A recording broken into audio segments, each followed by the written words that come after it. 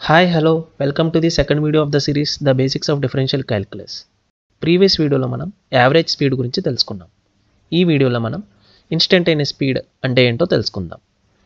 కనిపించే ఈ రోడ్డు మీద ఒక పాయింట్ మనం కన్సిడర్ చేస్తే కరెక్ట్గా ఈ పాయింట్ దగ్గర కార్ స్పీడ్ ఎంత, how fast the car is moving at a certain point అనే క్వశ్చన్కి ఆన్సరే ఇన్స్టంటేనియస్ స్పీడ్.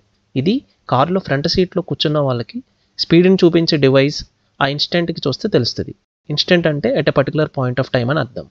దీన్ని మనం ఎలా చూడొచ్చు అంటే స్పీడోమీటర్ని కంటిన్యూస్గా స్క్రీన్ షాట్ తీస్తే కరెక్ట్గా పాయింట్ దగ్గరికి వచ్చేసరికి స్పీడోమీటర్లో రీడింగ్ ఎంత చూపిస్తుందో అదే ఆ పాయింట్ దగ్గర ఇన్స్టంటేనియస్ స్పీడ్. ఫర్ ఎగ్జాంపుల్, ఈ పాయింట్ దగ్గర కార్ అనేది 30 km/h చూపిస్తుంది. ఇక్కడ 40 km/h, ఇక్కడ 60 km/h, మనకు కావాల్సిన పాయింట్ దగ్గర 80 km/h అని చూపిస్తుంది. బట్ ఇది కార్లో కూర్చున్న వాళ్ళకి మాత్రమే తెలుస్తుంది, కానీ బయట ఉన్న వాళ్ళకి మాత్రం యావరేజ్ స్పీడ్ ఎలా క్యాలిక్యులేట్ చేయాలో తెలుసు. యావరేజ్ స్పీడ్ ఫార్ములాను వాడి ఈ ఆన్సర్కి ఎలా వచ్చారో చూద్దాం. ఇంతకు ముందులాగానే ఈ సీన్లో పాయింట్ అనేది కొత్తగా యాడ్ అవుతుంది.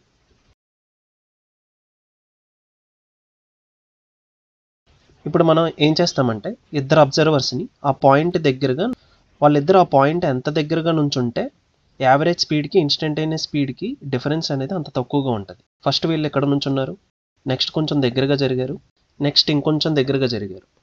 ఇక్కడ మనం ఒకటి అబ్జర్వ్ చేస్తే డిస్టెన్స్ తగ్గుతుంది, టైం కూడా తగ్గుతుంది.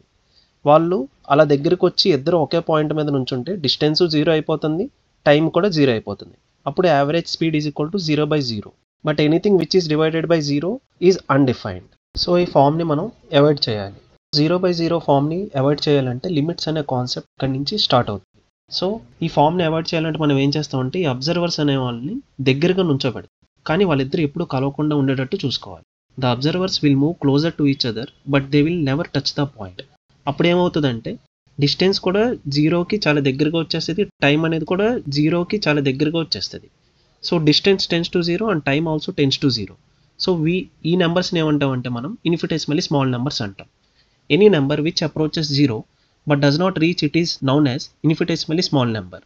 ఎగ్జాంపుల్ అంటే 10⁻⁻20, 10⁻⁻10,000 ఇలా చెప్పచ్చు. ఇప్పుడు ఏమవుతుందంటే ఇన్స్టంటేనియస్ స్పీడ్ అనేది యావరేజ్ స్పీడ్ యొక్క లిమిటింగ్ కేస్ అవుతుంది అనమాట. So instantaneous speed is equal to limiting case of the average speed. Average speed ఫార్ములాను వాడి ఇన్స్టంటేనియస్ స్పీడ్ని క్యాలిక్యులేట్ చేస్తున్నామంటే we are dealing with infinitesimally small numbers. అంటే ఒక చిన్న నెంబర్ని మరొక చిన్న నెంబర్తో డివైడ్ చేస్తున్నాం అనమాట. సో ఈ వీడియోలో మనం ఇన్స్టంటేనియస్ స్పీడ్ అంటే యావరేజ్ స్పీడ్ యొక్క లిమిటింగ్ కేస్ అనేది తెలుసుకున్నాం. నెక్స్ట్ వీడియోలో మనం 0/0 ఫామ్ని ఇండిటర్మినెంట్ ఫామ్ ఎందుకంటామో తెలుసుకుందాం. Thank you for watching.